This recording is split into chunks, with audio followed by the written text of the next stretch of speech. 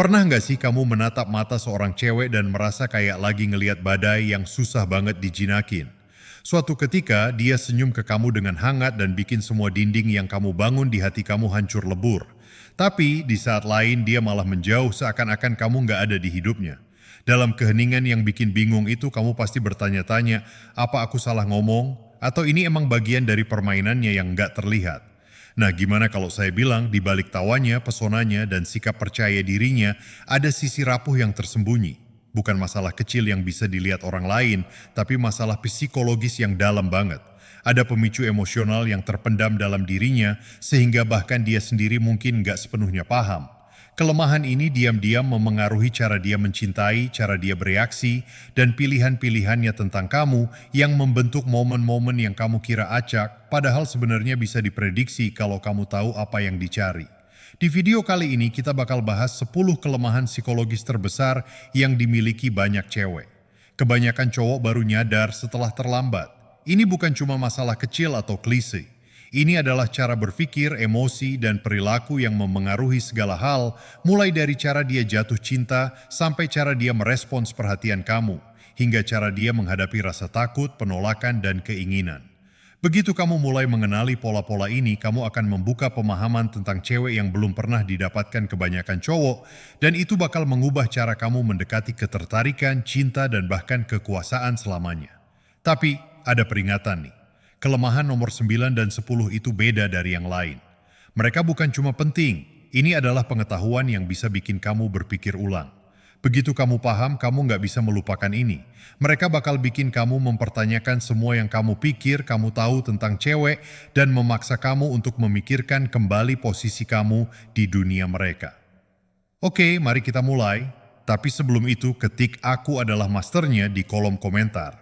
Dengan begitu, kamu sudah mengambil langkah pertama untuk menguasai dinamika halus pikirannya, emosinya, dan permainan yang bahkan dia sendiri nggak sadar sedang dia mainkan. Di akhir video ini, kamu nggak cuma bakal ngerti dia lebih baik, kamu bakal melihat pola, pemicu, dan kerentanannya dengan cara yang nggak pernah bisa dibayangkan kebanyakan cowok. Dan yang sebenarnya, pengetahuan ini bakal ngasih kamu kekuatan yang bukan soal kontrol. Ini soal kejelasan, kesadaran, dan wawasan ke dalam hati manusia itu sendiri. Pertama, kecanduan perhatian. Bayangkan ini, dia upload swafoto di Instagram tanpa harapan apa-apa selain pengen lihat sekilas umpan. Dalam hitungan menit, tanda suka mulai mengalir, bikin ponselnya berbunyi kayak percikan api di kegelapan. Setiap notifikasi, setiap emoji itu kayak bisikan yang bilang, kamu diperhatikan, kamu diinginkan, kamu berarti. Ini bukan cuma tentang media sosial, itu juga tentang cara orang lain memandangnya di keramaian, cara orang asing memuji pakaiannya di jalan, cara rekan kerjanya mendengarkan saat rapat. Setiap tatapan, setiap pujian, setiap pengakuan adalah bahan bakar bagi api batinnya, memenuhi hasrat yang sering kali dia nggak akui. Tapi, inilah kebenaran yang berbahaya. Perhatian bukan cuma nambah kepercayaan diri, itu bisa jadi kecanduannya. Dia nggak perlu suka sama orang yang ngasih perhatian itu. Dia bahkan nggak perlu menghormati mereka. Yang dia butuhkan adalah perasaan itu sendiri, validasi, pengakuan, dan tahu bahwa dia ada dan berarti di dunia orang lain. Dan seperti kecanduan lainnya, saat perhatian itu mulai memudar, rasa putus obat akan terasa sangat kuat. Pikirannya mulai berputar dalam lingkaran tak berujung. Apakah aku kehilangan pesonaku? Apakah aku nggak lagi istimewa? Siapa lagi yang dapat perhatian yang dulu aku dapatkan? Dia jadi terobsesi dengan detail-detail kecil, membaca ulang pesan, memutar ulang percakapan, dan mencari makna tersembunyi. Emosinya meningkat, suasana hatinya berubah-ubah, dan perilaku yang tadinya stabil jadi nggak bisa diprediksi. Ketika terlalu banyak berpikir mengambil alih, emosinya menariknya ke kelemahan berikutnya. Kedua, terlalu banyak berpikir secara emosional. Pernah ngirimin dia balasan singkat "oke" hanya untuk dapat balasan beberapa jam kemudian yang nanya apakah kamu marah. Itu bukan apa-apa, cuman respon cepat, nggak perlu dipikirkan dua kali. Tapi jeda sebentar itu bisa memicu api besar. Satu titik, jeda atau perubahan nada, itu jadi domino pertama dalam reaksi berantai pikiran, keraguan, dan skenario khayalan yang nggak berhenti diputar. Otaknya nggak cuma memproses kejadian, tapi juga membangun cerita utuh yang lebih rumit. Jeda dalam balasan kamu bisa bikin dia berpikir, dia kehilangan minat. Perubahan nada bicara kamu bisa bikin dia berpikir, dia marah padaku. Setiap nuansa, setiap gerakan halus, setiap kata yang nggak diucapkan jadi diperbesar di bawah mikroskop emosinya. Dan perasaannya mewarnai setiap penafsiran, memutarbalikkan kenyataan menjadi versi yang hanya bisa dilihatnya. Dia nggak cuma berpikir, dia merasakan setiap skenario yang dibayangkan seolah-olah itu sudah terjadi. Kegembiraan berubah jadi kecemasan, kepercayaan diri jadi keraguan, dan rasa ingin tahu jadi ketakutan, semua dalam waktu sekejap. Di dunia sekarang di mana pesan teks menggantikan percakapan, di mana gelembung pengetikan bisa terasa kayak detak jantung, di mana setiap suka, pesan, atau emoji punya makna yang jauh lebih dalam, pemikiran berlebihan ini jadi medan perang senyap yang bahkan kamu nggak bisa lihat. Dia berjuang melawan musuh yang tak terlihat, bayangan imajinasinya sendiri, dan kadang musuh yang paling jelas dihadapinya adalah kamu, meski kamu nggak melakukan apa-apa. Dan inilah bahayanya. Ketika pikiran berlebihan bertabrakan dengan kebiasaan tersembunyi lainnya, perbandingan terus-menerus, mengukur diri sendiri dan orang lain di sekitarnya, badai internal itu tumbuh makin gelap, berat, dan menguras tenaga. Setiap interaksi, setiap hubungan, setiap momen yang berlalu jadi medan pertempuran di mana realitas dan persepsi kabur. Badai dalam dirinya ini jadi pemicu kelemahan berikutnya, yang bisa bikin dia meragukan dirinya sendiri, penampilannya, bahkan harga dirinya, meski di permukaan dia kelihatan tenang. Ketiga, rasa tidak aman tentang penampilan. Sekarang bayangkan cewek tercantik yang kamu kenal, yang menarik perhatian saat dia masuk ruangan, yang senyumnya bikin semua orang di sekitarnya berseri-seri, bahkan dia bisa lihat cermin dan cuma ngelihat kekurangan yang orang lain nggak lihat. Sebuah cacat kecil, sedikit lekukan, sehelai rambut yang nggak pada tempatnya. Ketidaksempurnaan kecil ini terasa kayak gunung yang nggak akan pernah bisa didaki. Media sosial bikin ini makin parah. Pengguliran tanpa henti melewati foto-foto yang difilter, orang-orang yang berpengaruh, kehidupan yang sempurna, dan potret-potret kecantikan yang dipentaskan berbisik dalam diam hari demi hari. Kamu nggak cukup, kamu bisa lebih baik, kamu harus terlihat seperti dia. Nggak peduli seberapa banyak pujian yang kamu berikan, nggak peduli seberapa percaya dirinya dia terlihat. Bahkan komentar ceroboh dari bertahun-tahun lalu bisa terngiang dalam pikirannya seperti hantu, membentuk cara pandangnya terhadap dirinya sendiri, harga dirinya, dan tempatnya di dunia. Dia terobsesi, membandingkan diri dan menyesuaikan diri tanpa henti, mengejar versi kesempurnaan yang gak akan pernah bisa dia raih. Dan inilah bahaya yang tersembunyi bagi cowok. Ketika rasa tidak aman ini bertemu dengan kata-kata manis, sanjungan, atau perhatian, itu memicu pola yang kuat, seringkali tak terlihat. Cinta, validasi, dan kekaguman jadi pedang bermata dua, memberinya kepercayaan diri, ya, tapi juga memberi makan ketakutan terdalamnya dan meletakkan dasar bagi kelemahan berikutnya yang mengintai di bawah permukaan. Sebab ketika rasa tidak aman ini berubah jadi hasrat dan perhatian, itu bisa membelokkan emosinya, bikin reaksinya tak terduga, keterikatannya kuat, dan penilaiannya kabur. Ini adalah badai halus yang bisa mengubah ketertarikan sejati jadi obsesi, hampir tanpa dia sadari. Dan ketika obsesi itu mulai terjalin dengan kerentanan emosional, dia mengalir mulus ke kelemahan berikutnya yang bisa bikin dia berpikir berlebihan terhadap apapun yang kamu katakan atau lakukan, atau bahkan yang enggak kamu katakan. Keempat, kerentanan emosional terhadap sanjungan. Beberapa cowok mengandalkan rayuan murahan, yang lain mengandalkan pesona, strategi, atau timing. Tapi cowok yang paling berbahaya adalah mereka yang tahu persis apa yang harus dikatakan, kapan mengatakannya, dan bagaimana membuatnya merasa seolah-olah ucapannya ditujukan khusus untuknya, seolah-olah dia berbicara langsung ke jiwanya. Jika perhatian adalah percikan, sanjungan adalah bensin yang langsung disiramkan ke emosinya. Itu nggak cuma bikin dia tersenyum, itu membuka pertahanannya, menghindari logika, dan langsung mendarat di inti hatinya yang lembut. Tempat di mana dia paling mendambakan pengakuan, validasi, dan hubungan emosional. Dan inilah bahayanya yang tersembunyi, bukan pujian acak yang menyentuhnya.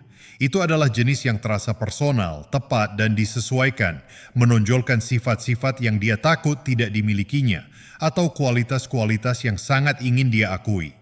Pujian tentang tawanya, matanya, kecerdasannya, atau bahkan kekuatannya yang tenang bisa menciptakan kegembiraan emosional yang instan, hampir seperti kecanduan mini. yang bikin dia pengen lebih banyak perasaan yang sama. Saat emosi memuncak, persepsinya berubah. Dia nggak lagi melihatnya sebagai cowok biasa. Dia melihat seseorang yang memahaminya, yang benar-benar melihatnya, yang ada di ruang yang melampaui interaksi permukaan biasa yang biasa dia alami. Begitu dia merasa dipahami, begitu dia merasa diakui, tembok-temboknya mulai runtuh. Dia mulai mengungkapkan lebih banyak tentang dirinya daripada yang biasanya dia lakukan. Dia mulai percaya dengan cara yang nggak pernah dia inginkan dan membiarkan emosinya membimbing pilihannya dengan cara yang bisa bikin dia rentan. Bukan hanya terhadapmu, tapi juga terhadap pola perilaku yang mungkin dia nggak sadari. Inilah titik kritisnya. Ketika kerentanan menyatu dengan keterikatan, kelemahan berikutnya jadi hampir tak terelakkan. Hatinya, yang biasanya dijaga ketat, mulai mencari hubungan dengan lebih intens, terkadang impulsif, terkadang enggak rasional, yang menyiapkan jalan bagi keputusan-keputusan dalam cinta yang lebih didorong oleh emosi daripada akal sehat. Dan ketika emosi mengalahkan logika, kelemahan berikutnya muncul, yaitu keputusan impulsif dalam cinta yang bisa mengubah segalanya dalam sekejap. 5. Keputusan impulsif dalam cinta. Kamu pasti pernah lihat cewek yang terjun langsung dalam suatu hubungan, mengabaikan kehati-hatian karena yakin dia berbeda. Dialah orangnya. Logika dikesampingkan, akal sehat diabaikan. Setiap tanda bahaya, setiap peringatan halus, setiap suara hati yang berbisik pelan-pelan, tenggelam oleh derasnya emosi yang mengalir melalui dirinya. Dia menginvestasikan dirinya sepenuhnya, hati, pikiran, dan tenaganya pada seorang cowok yang mungkin baru dikenalnya beberapa minggu, terkadang bahkan hanya beberapa hari. Dia mulai membangun seluruh masa depan dalam benaknya, membayangkan lelucon, percakapan larut malam, petualangan bersama, bahkan komitmen jangka panjang. Semua itu sebelum fondasi hubungan benar-benar diuji. Di dunia sekarang ini, di mana gesekan menggantikan pendekatan yang agresif, hubungan instan menggantikan pemahaman mendalam, dan validasi terus-menerus memicu hasrat. Cinta jadi sensasi yang bikin ketagihan. Dorongan itu, kebutuhan yang kuat untuk segera terhubung terasa ajaib, memabukkan, seperti takdir yang membimbingnya. Tapi dorongan yang sama yang terasa mempesona juga punya kekuatan untuk menghancurkan. Sebab ketika emosi mengendalikan keputusan, stabilitas jadi prioritas kedua. Prediktabilitas menghilang dan setiap pilihan jadi rentan terhadap kesalahan penilaian. Dan inilah kejutan yang berbahaya. Begitu dia sudah menaruh hati, rasa takut perlahan merayap masuk. Takut kehilangan, ditinggalkan, digantikan atau dilupakan. Hal itu menggerogoti dirinya, mendistorsi sudut pandangnya, dan mendorongnya ke arah perilaku yang mungkin terlihat nggak rasional, putus asa, atau nggak dapat diprediksi. Tapi dari sudut pandangnya, nggak bisa dihindari. Ketakutan yang terjalin dengan keterikatan emosional ini membuka jalan bagi kelemahan berikutnya. Kerentanan mendalam yang tak terlihat yang bisa bikin dia mempertanyakan setiap kata, setiap tindakan, dan setiap pilihan yang dibuatnya. Kerentanan yang nggak cuma membentuk cintanya, tapi juga seluruh dunia emosionalnya. Dan ketika rasa takut menguasai, muncullah ketergantungan emosional, kelemahan berikutnya yang bisa diam-diam mengendalikan perilaku dan reaksinya seringkali tanpa dia sadari. 6. Takut ditinggalkan. Bayangkan mencintai seseorang dengan dalam, sampai-sampai hanya memikirkan dia akan pergi saja bikin dunia kamu runtuh.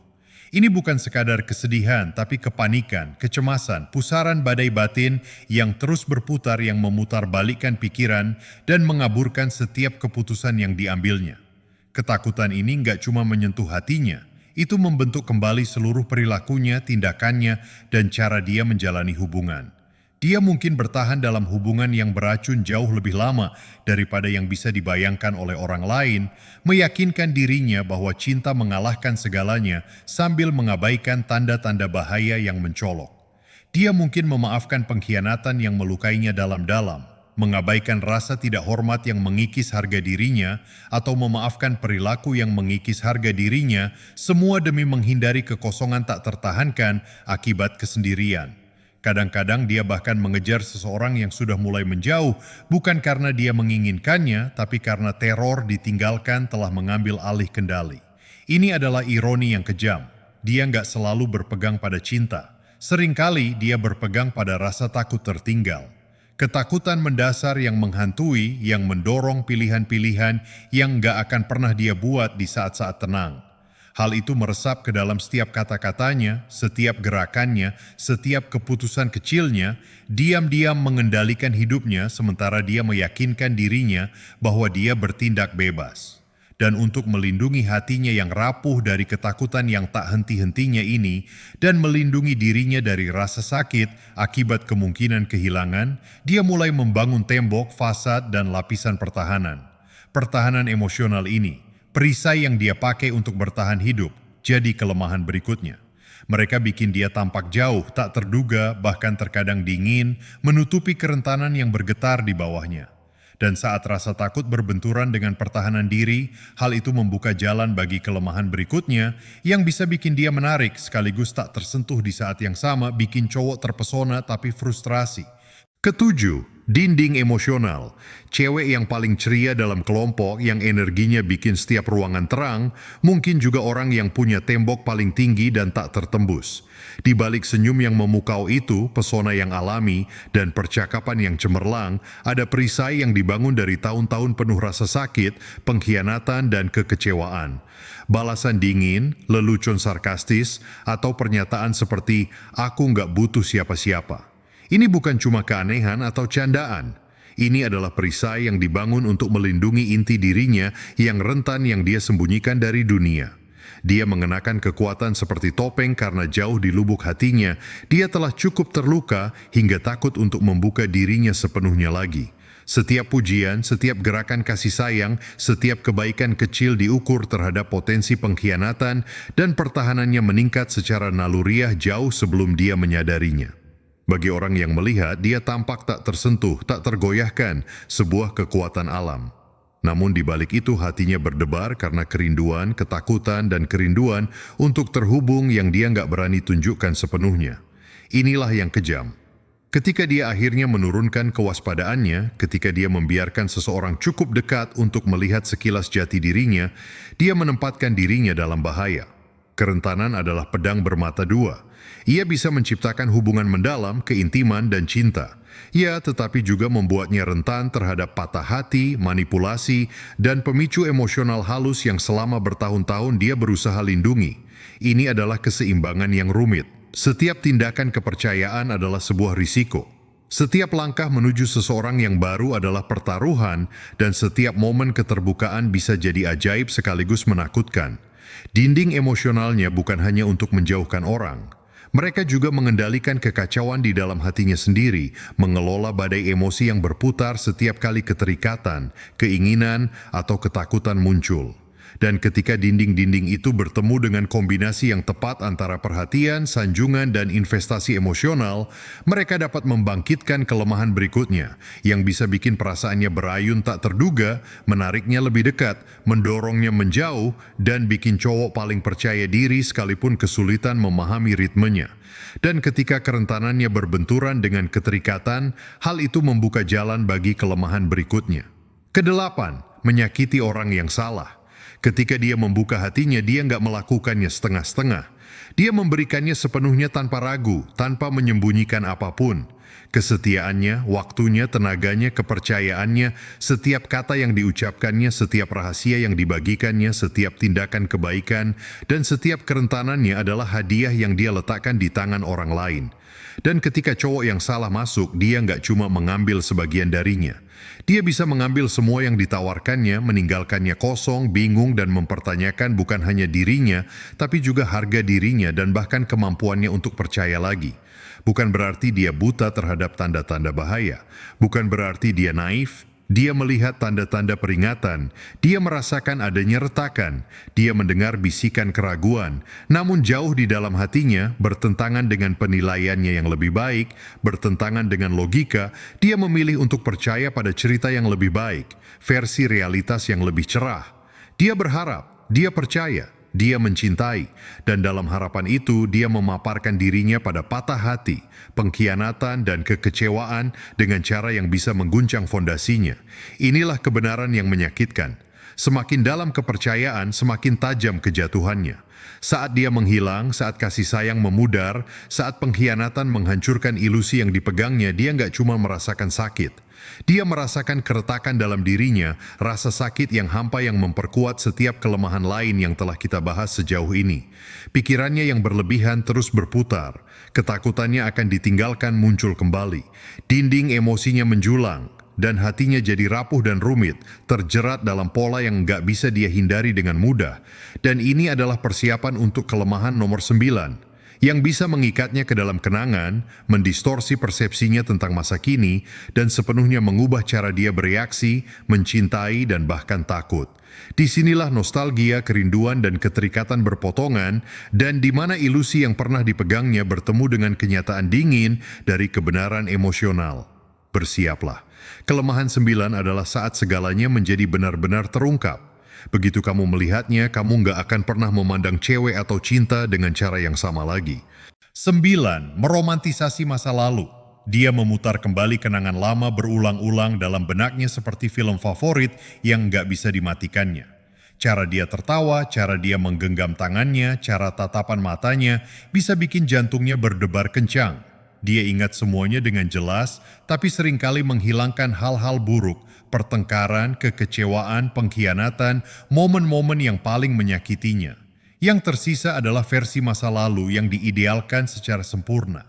Sesuatu yang melekat di hatinya, satu yang bikin pikirannya terbang dan satu yang bikin dia rindu akan sesuatu yang udah nggak ada lagi. Nostalgia ini jadi jebakan, itu mengikatnya pada seseorang yang udah lama melupakannya. Seseorang yang kehidupannya udah pergi dari ingatannya. Setiap cowok baru yang dia temui, setiap koneksi potensial, setiap tanda keintiman di masa kini diukur secara sadar atau tidak sadar terhadap hantu dari masa lalunya. Seorang cowok yang cuma ada dalam ingatan, yang hanya ada dalam harapan, yang hatinya enggan untuk lepaskan. Gak peduli seberapa sempurnanya seseorang di dunia nyata, dia bakal selalu dibandingkan dengan seseorang yang udah tiada. Seseorang yang kekurangannya gampang dilupakan, seseorang yang ketidakhadirannya udah diromantisir jadi kesempurnaan. Ini jadi kelemahan karena mengaburkan realitas. Itu bikin dia terjebak antara ingatan dan masa kini, antara apa yang udah terjadi dan apa yang mungkin terjadi. Hal ini menumbuhkan kerinduan, keraguan, dan ketidakpuasan yang tersembunyi, ninggalin dia dengan perasaan yang nggak akan pernah bisa diciptakan kembali. Dan inilah titik kritisnya. Bila kerinduan ini bercampur dengan ketergantungan yang berlebihan, rasa tidak aman, kerentanan emosional, dan kecanduan perhatian, maka ini jadi panggung yang sempurna bagi kelemahan terakhir yang paling parah, yang menyatukan semua pola ini, yang mengungkap kebenaran terdalam dari dunia emosionalnya. Bersiaplah, kelemahan 10 adalah puncaknya. Begitu kamu melihatnya, kamu akan mengerti semuanya, tindakannya, keinginannya, ketakutannya, dengan cara yang nggak pernah dilakukan kebanyakan cowok. Itulah kebenaran hakiki inti hati dan pikirannya.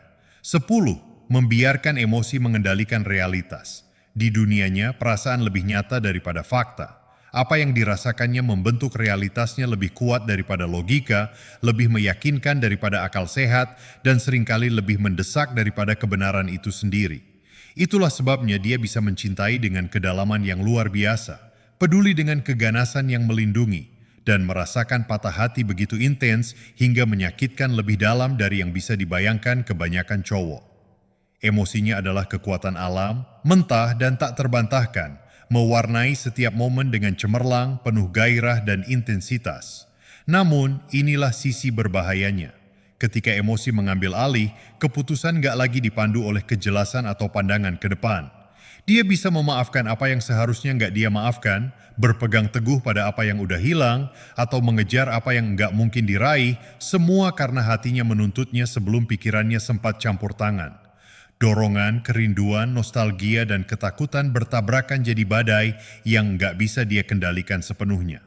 Badai yang bisa menghancurkan dirinya sendiri dan kadang menyeret orang lain ke dalam kekacauan bersamanya. Dan inilah kebenaran hakiki. Disinilah kecantikan terbesarnya bertemu dengan kelemahan terbesarnya. Kemampuannya untuk merasakan secara mendalam membuatnya menjadi magnetis, tak terlupakan, dan sangat hidup. Namun hal itu juga membuatnya rapuh, tak terduga, dan terkadang tak dapat dipahami. sebuah teka-teki yang terbungkus dalam daya pikat dibentuk oleh setiap kelemahan tersembunyi yang telah kita ungkap hari ini. Memahami hal ini, benar-benar memahaminya adalah kunci untuk melihat cewek bukan sebagai misteri yang harus dipecahkan, tapi sebagai manusia dengan pola, kerentanan, dan kedalaman yang gak pernah disadari oleh kebanyakan cowok.